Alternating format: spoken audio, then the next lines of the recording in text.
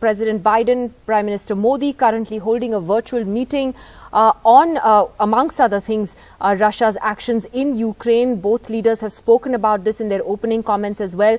Meanwhile, as far as the ground situation in Ukraine is concerned, my colleague Vishnu Shom is on his way to Kyiv. He sent us this report, in fact, from Warsaw a little while earlier. Well, as that very important phone conversation between the US President Joe Biden and Prime Minister Narendra Modi takes place, it's important to continue focusing on the situation in Ukraine. I'm now in Warsaw, will be in Ukraine quite soon, but the ground situation now appears to indicate a lull before the storm. If there were people believing that perhaps this was a situation which had eased itself out, that active fighting had in fact ended with the Russians having gone away from the Kiev region, well, that's not entirely correct, because the battle right now has moved squarely to the east and the southeast of the country in the Donbass region. So what I'll try and do is explain where exactly the conflict is, because what we expect to see in the next couple of days is a real intensification of fighting. Because remember, Ukrainian forces were not deployed in their maximum might in the Kiev region. They've always been deployed on the Donbass front. So what you see on your screen in the yellow areas is the area illegally captured by Russia from 2014 onwards. This is a part of the Donbass area. It composes of Donetsk and Lugansk, two towns, cities in fact, in that area. And the dotted line that you actually see is the line of contact which has actually existed in that area. The line of contact is the area where Ukraine and Russian forces faced off against each other in the past. Russia's goal now is to try and control more of the entire Donetsk area, the area that you see marked in light brown. And to that end, they are trying to push to the west in order to achieve that. And while they've made a great deal of progress in actually having achieved that in the last couple of weeks, to reinforce that position, to actually capture all of the Donbass region, they would actually need to put their forces in the towns that you see over there, or surround the towns, Kharkiv, Izium, Zaporizhia, among other towns that we marked out on that map. And the reason for that is, the moment Russia deploys its soldiers in strength in these areas, there has to be a counter from the Ukrainian side.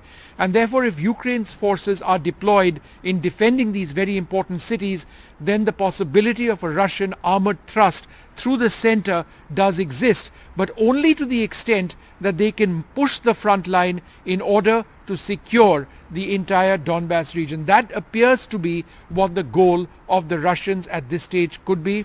Will this be what Vladimir Putin considers to be a victory? Only time will tell. All right. Well, joining us now on the panel this evening, Ambassador Meera Shankar. She's been India's ambassador to the United States. Mr. Brahmachalani, well-known strategic affairs expert. Christopher Clary, Assistant Professor of Political Science at the University of Albany, is joining us, also a non-resident fellow at the Stimson Center. And from Ukraine, we have Oleksiy Goncharenko, who is a member of parliament from Ukraine. Thank you very much to all of you for joining us this evening. Ambassador Meera Shankar, to you first. How do you think this meeting is going to go today, given how critical some US officials and even the president have been of India's position on Russia?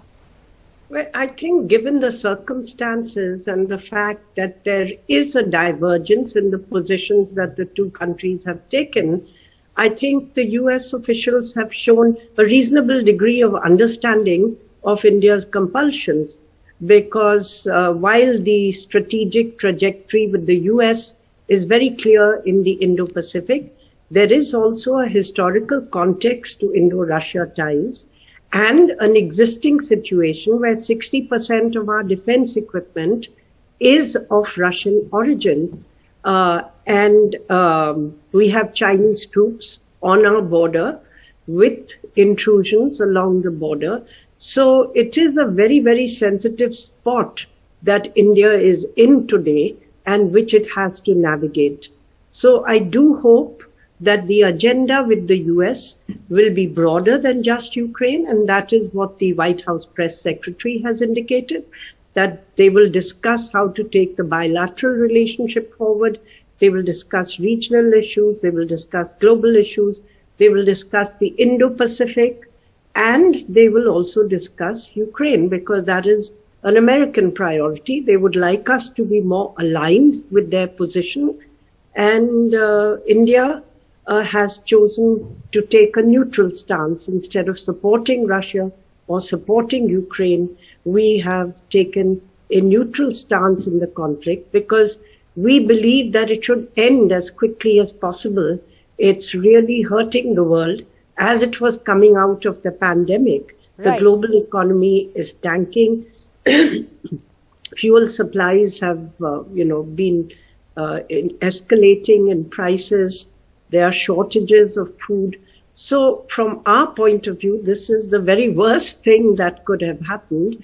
And it has also taken US focus away from China, which is the basis of the Indo-US convergence, and on to Russia. So at some level, there is a feeling that, this is a conflict of the last century rather than something which is going to be a strategic challenge for the future. Let me ask Professor Christopher Clary on that, because one of the interesting things Mr. Modi said, although it has been said by India before, is that, he has personally asked President Putin to talk to President Zelensky and that the two leaders must speak together.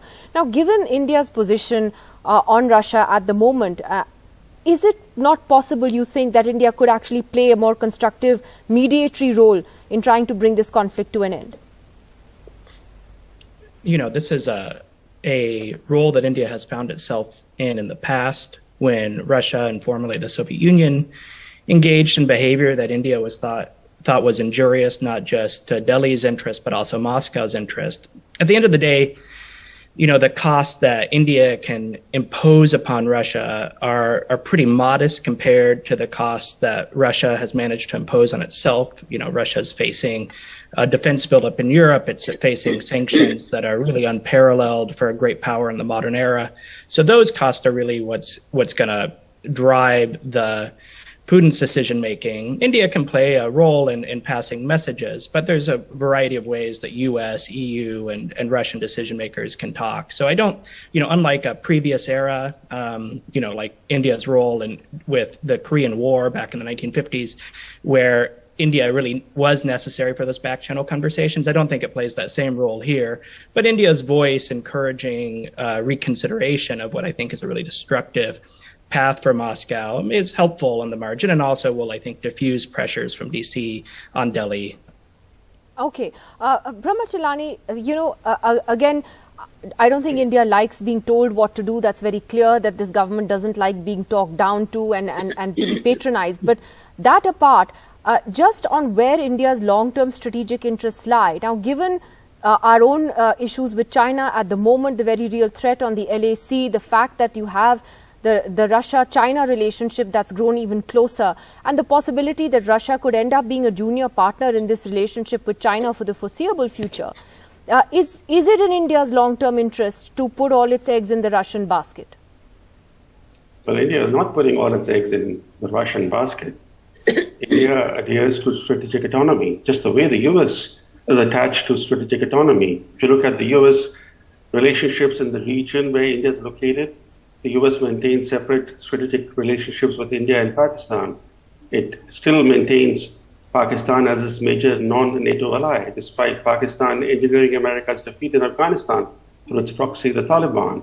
And if you look at the India-China context, Biden, because of its outreach to China, hasn't opened his mouth on China's ongoing border aggression against India. He hasn't uttered a single word on that subject, let alone urged Beijing to pull back the large numbers of troops it has deployed along the India frontier as part of a massive military buildup. The US doesn't choose sides if it goes against its interests. Neither should India choose sides when it goes against India's interests. And I think US policymakers must grasp this. A country as large and independent-minded as India cannot become a client state of the US. The Cold War era of patron-client framework, patron-client relations is no longer valid in the 21st century. And one important thing that we have to keep in mind, which is that it's not just India that is trying to be neutral. Many of America's very close allies are staying neutral. If you just look at the resolution that ousted Russia from the UN Human Rights Council, the US-sponsored resolution, many key US allies extending from Thailand and Singapore to Saudi Arabia, Egypt, Qatar, Kuwait, etc., abstained. They refused to support that resolution. And the countries that today are playing the role of peacemaker and trying to adopt a neutral stance are Israel and Turkey. Israel is one of the closest allies of America, while Turkey is a member of NATO. Now, if Turkey and Israel can chart a course of neutrality and play the role of a peacemaker, why shouldn't India, which is traditionally non-aligned, try to be a bridge builder between the US and Russia? The moment India takes sides, its bridge building potential will collapse. Therefore, it's very important for India to stay on the path of neutrality and independence. Okay. Let me take that to Mr. Goncharenko. As a member of parliament from Ukraine, how do you feel about India's position today? Do you understand it? No. I've heard your colleague now who is saying that it's not in strategic interest and the allies of United States, they have different positions. We're not speaking about this at all. We're speaking about our common values. Is it possible to change the borders of the countries by force? Is it possible to kill women and children in the country by aggressive war? Is it possible to use cassette bombs like in Kramatorsk 2 days ago, where I've been personally, against women and children? If everything it is possible, then you can be neutral. But if it is not possible, if India is against things like this, you cannot be neutral, because it's not about USA against Russia. No, Russia is destroying the world safety system by its what they are doing. And I think that India should understand it better than many other countries in the world. What is it to be attacked by a very big dictatorship, by a very big dictator's country? And if such country can attack another country, sorry, who will suffer from this? Also, can India suffer from this? And I am sure that it's in interest of India to stop things like this, not to be part and not to take side between United States or Russia. We're not speaking about geopolitics. We're speaking about, are there any rule of law in the international politics? Are any rules that should be equal for everybody on the planet? If they are, and that is important for India and Indian people, I am absolutely sure. So India should react on this like the whole free world reacted. The question is why I think the United States are saying shaky position, why Biden is speaking with Modi now, that because just not in comparison with Saudi Arabia and other countries which were mentioned, but India is democracy. And being democracy, being a part of free world, democratic world, which is extremely important, I think it is important to be together with a free world, which united all around the planet, the free world. That is an important point. From the United States to New Zealand. You know, you're right. I mean, we are the world's largest democracy in India. We are not Saudi Arabia, and all the other countries mentioned were all pretty much non-democracies. But just on that point, Professor And that Clary, is important. But, yes, so, it is, but that is why we are so much, me personally, I can say, disappointed with the position of India in the United Nations, when India not only didn't vote for expulsion of Russia from Human Rights Council, but Russia in Human Rights Council after killing women and children, it's something unbelievable. But even about the condemnation of the war, the first resolution of United Nations, I am sure that India wants peace on the planet. I am absolutely sure about this. Okay, Professor Clary, just on this point, I mean, obviously the democratic values are important, except that why does there seem to be this sort of big burden on India as a democracy to take a certain position on the Russian invasion, when, frankly, the US has no problems in engaging with autocracies when it suits them? I mean, it has a relationship with the Saudis. It's buying oil from Venezuela. And it had a very different view on Venezuela till recently. So is it fair to lay that burden on India purely on the sort of basis that it is a democracy? You know, I think international politics isn't fair at some fundamental level, but it's also because the U.S. relationship with Saudi Arabia has no romance. There's no Bollywood number. It's about hard oil and real politics.